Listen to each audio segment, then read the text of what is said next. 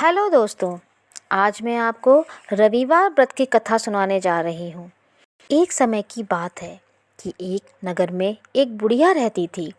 वह प्रतिदिन रविवार का व्रत करती थी और व्रत रखने से पहले वह अपने घर को गाय के गोबर से लीपती थी। उसके बाद वह स्नान आदि करके इस व्रत को प्रारंभ करती थी। वह यह गोबर पड़ोसन की गाय से लाती थी। उसकी पड़ोसन उससे बहुत जलती थी। एक दिन उसकी पड़ोसन ने अपनी गाय अंदर बांध दी। सुबह जब बुढ़िया उठी तब गाय बाहर न देखकर बहुत दुखी हुई। उसे उस दिन गोबर नहीं मिला और उसने उस दिन घर नहीं लीपा। उसने कुछ खाया भी नहीं।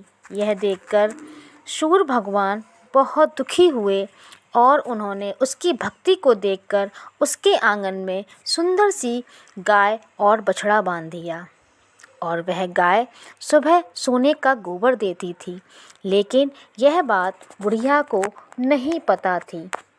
उसकी पड़ोसन को यह बात पता चल गई, इसीलिए सुबह उठते ही वह गाय का गोबर उठा लाती थी। सूर्यदेव सब कुछ देख रहे थे, इसलिए उन्हें गुस्सा आ गया और उन्होंने एक रात तूफान ला दिया और बुढ़िया उसने अपनी गाय को अंदर बांध लिया, जिससे उसको पता चला कि मेरी गाय सोने का गोबर देती है। तब से वह रोज़ अपनी गाय को अंदर बांध देती थी और धीरे धीरे वह अमीर होने लगी। यह बात उसकी पड़ोसन को अच्छी ना लगी और उसने पति को राजा के पास भेज दिया और राजा को उस गाय के बारे में पता चल गया। राजा ने अपनी दूत को भेजा और वह गाय को अपने साथ ले आए।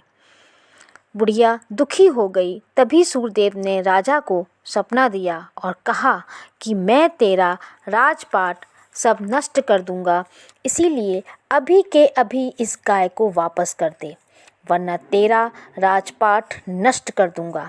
राजा तुरंत उठा। उसने यह स्वप्न के बारे में अपने दरबारी को बताया और एक दूत को भेजा। वो उस बुढ़िया को अपने साथ ले आए। तब राजा ने उस बुढ़िया को बहुत सा धन और उसकी गाय को वापस कर दिया और नगर में यह घोषणा करा दी कि सभी नगरवासी रविवार को व्रत करें, जिससे किसी को भी धन की कमी ना हो। और जो राजा से कहने आए थे, उस पड़ोसन को राजा ने कठोर दंड दिया। ये थी सूर्यदेव की महिमा। जय हो सूर्यदेव भगवान। कहा जाता है कि इस व्रत को करने वालों के कभी भी धन धान की कमी नहीं होती।